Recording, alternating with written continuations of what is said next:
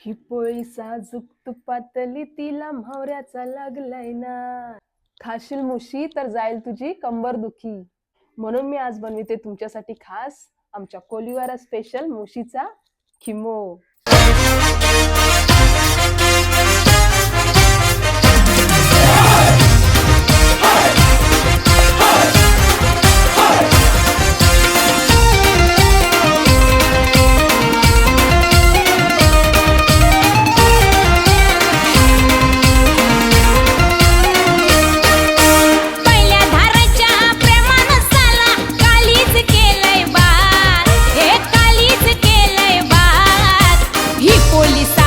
तुपातली तिला म्हावऱ्याचा लागलाय ना.